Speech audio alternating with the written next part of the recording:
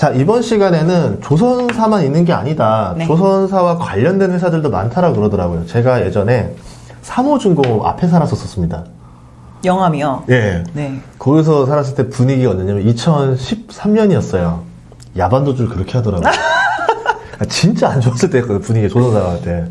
그래서 그걸 느껴보고 나서 아, 조선사가 죽으면 조선사만 죽는 게 아니라 관련된 하청들도 다 힘들어한다라는 걸 느꼈어요. 그래서 굉장히 많은 산업군이 있구나 했는데 어떤 산업들이 종류가 좀 있나요? 가장 큰 하청 산업군은 예. 이게 배를 만들 때 조선소에서 다 하나하나 처음부터 밑에부터 이렇게 만드는 게 아니라 블럭이라고 해서 부분으로 만들어서 마지막에 딱 조립을 하는 게 배 완성 조선업체가 하는 일이에요. 그래서 실질적으로 블럭 업체들이 제일 많습니다.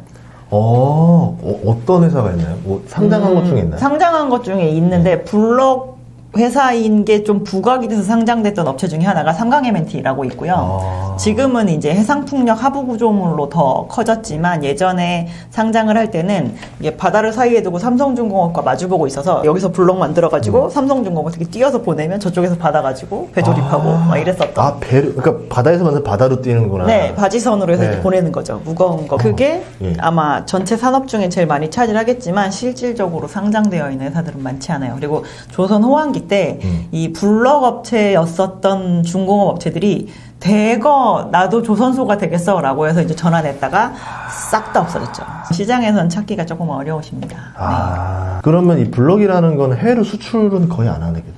뭐 우리나라가 오히려 수입을 많이 하겠죠. 예전에는 이제 주변에 인건비가 싼 국가들로부터 좀 만들어서 갖고 오거나 그래서 실제로 가까이 있는 이제 중국에 중국 법인을 두고 거기에서 블럭을 만들어서 갖고 오거나 이제 이런 식으로 많이 했는데 수출의 의미는 지금 많이 없어졌을 것 같아요. 네. 알겠습니다.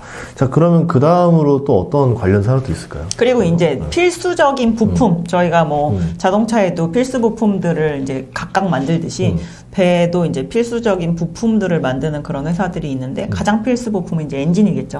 엔진. 네. 그쵸. 예. 엔진 회사들, 뭐 HSD 엔진 같이 주기 엔진을 만드는 업체, 뭐 보기 엔진이라고 해서 배도 그 안에 전기 켜야 되잖아요. 발전 엔진이 또 필요하거든요. 그런 걸 만드는 업체가 이제 STX 엔진 같은. 근데 지금 현대중공업은 힘센 엔진이라는 게 있잖아요. 현대중공업의 힘센 엔진이 STX 엔진이 하고 있는 그런 보기 엔진에 해당이 그래요? 되고요. 예. 현대중공업 안에 그 엔진 사업부에서도 그 주기 엔진과 같은, 그러니까 HSD 엔진이 만드는 그런 엔진도 만들고 있습니다. 근데 왜 얘는 힘센 엔진이라고 부르고 얘는 그냥 엔진이라고 부르느냐? 저희가 엔진의 라이센서와 라이센시가 있어요.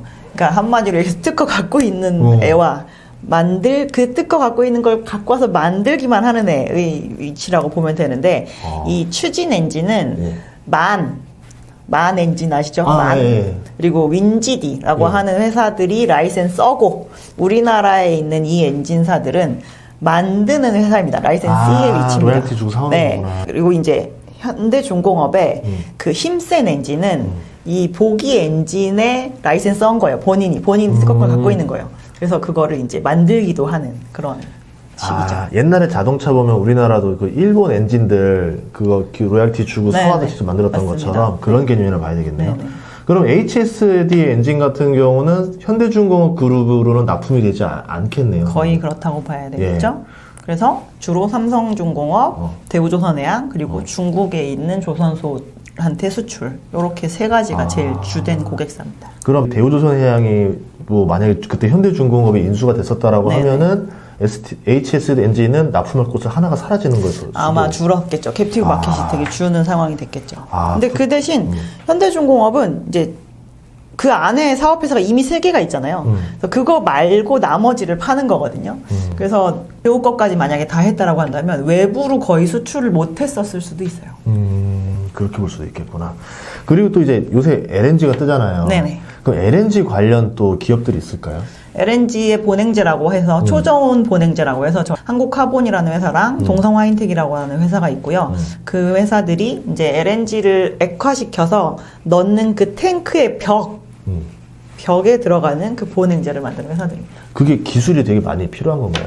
왜냐하면 저희가 마이너스 162도의 구기압을 유지할 수 있도록 해야 되는데 폴리우레탄을 발포시켜서 되게 이렇게 정형화된 그 상황을 유지를 해야 되고 가스가 새지 않도록 하기 위해서 중간중간 이렇게 1차, 2차 방어벽을 계속 넣어서 만드는 설비인데요.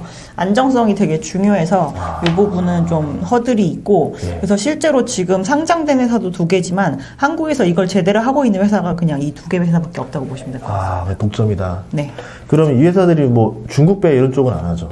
중국에 들어가는 배 중에서 그 폴리우레탄 소재를 쓰는 기업들은 가끔 한국에다가 발주를 하는 케이스가 있긴 있습니다. 그럼 중국은 이 방식이 아니라 다른 방식으로 하나요? 저희가 지금 우리나라에서도 그 하고 있는 업체 중에 하나가 이제 대우조선해양이 실제로 이 회사들한테 주로 많이 발주를 하지 않고 직접적으로 보냉제를 하는데요. 폴리우리라고 해서 화산재로 되어 있는 그 타입으로 벽을 만드는 타입인데 폴리우레탄보다 조금 가격은 저렴하지만 벽 두께가 좀 두꺼워요. 그러면 저희가 생각을 해보시면 벽 두께가 두꺼우면 벽이 두꺼우니까 못 들어가죠. 화물이 많이 안 실리잖아요. 그래서 시장은 점점 얇은 벽을 원하는 걸로 이렇게 추세가 전환이 되고 있는 상태이고 이제 중국 같은 경우는 자체적으로 그런 타입을 NO96 타입이라고 저희가 보통 얘기하는데 그거를 사용을 하는 경우가 좀 많은 편입니다. 그럼 결국 국내 3사 조선사 매출과 거의 연동이 된다고 봐야 되겠네요. 여기는. 국내 2사죠. 국내 삼성중공업과 현대중공업 그룹의 매출이랑 많이 연동이 된다. 알겠습니다. 그리고 그 프랑스의 GTT라는 회사가 있던데 그 회사는 뭐 하는 회사예요? 아까 그 엔진처럼 자기가 특허권을 가지고 있는 회사이고요. 이 2개 회사는 만드는 겁니다. 그러면 그걸 갖고 와서 로열티를 주죠, 저희가. 한국화분의 동성화인텍도 여기다 로열티를 줘야 되는 건가요? 조선소가 주고 있습니다. 조선소가 주고 여기는 시공만 하고. 네네. 우리나라 방식으로 화물창 방식을 뭐 개발을 했다라고 하는데. 네, 맞아요. 근데 뭐 그걸 가지고 뭐 수주를 했다 얘기 들어본 적이 없어서. 왜냐면 이게 생각해 보시면 그렇게 낮은 온도에 그렇게 고압으로 하는데 조금이라도 새면 너무 위험하잖아요, 가스가. 그래서 일단 이 선박을 사용하는 주체 자체가 되게 보수적인데 GTT는 이제 이렇게 본인의 이 시장을 되게 공고히 하고 있었는데 실제로 그 한국형 화물창을 개발을 했어요. KC1이라고 해서 발주를 한 사례가 있는데 그렇게 안 해보던 걸 하려면 누가 할 것 같아요? 한국 선주가 하겠죠. 한국가스공사가 같이 개발해서 했는데 그 1호의 결과가 그닥 좋지 않았었습니다.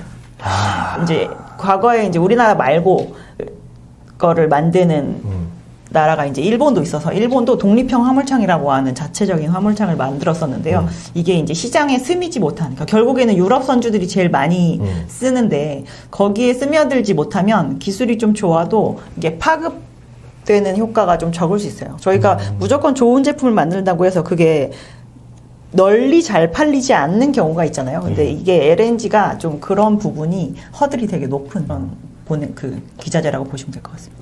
이 GTT가 그 선박 매출의 5% 정도 로열티 나왔었나요? 최초에는 한 10% 정도 저희가 줬었는데요. 지금은 이제 우리도 다 지금 나름의 독립적인 기술이 있거든요, 조선업체들이. 그래서 궁극적으로 자꾸 여기에서 이제 빠져나오려고 하고 막 이러니까 요즘에는 그 비율이 많이 낮아진 걸로 저희가 알고 있습니다. 그렇죠. 왜냐하면 가만히 앉아서 돈을 버니까 이것 때문에도 영업 마진율이 뚝뚝 떨어질 텐데 그렇게 되겠구나. 알겠습니다. 그러면 또 그 외에 또 관련된 회사들 또 다른 데도 있을까요? 이제 LNG 말고도 LPG도 화물창을 따로 만드는데요. 그 현대중공업 그룹이 어떻게 하다 보니까 전 세계 LPG 캐리어를 거의 다 수주를 하고 있는 상태인데 그 업체한테 LPG 탱크를 납품해주는 업체 중에 하나가 세진중공업이라고 있고요. 실제로 거의 현대중공업 그룹 안에 있다시피 할 정도로 되게 가까이 거의 패밀리 있는 상태이고 현대중공업 그룹의 LPG 탱크는 거의 다 수주를 하고 있습니다. 그러면 이제 우리 이렇게 기자재 관련주들 좀 알아봤는데 이 중에서 좀 그래도 좀 성장성이 좀 돋보일 만한 기업들은 어떤 것들이 있을까요? 저는 무조건 필수 기자재. 그러니까 배를 만들었다 하면 들어가는 거. 한국화물이나 동성화인텍이나 세진중공업은 그 특정 선박이 발주가 돼야 LNG만? 쓰이는 거죠. LNG, LPG.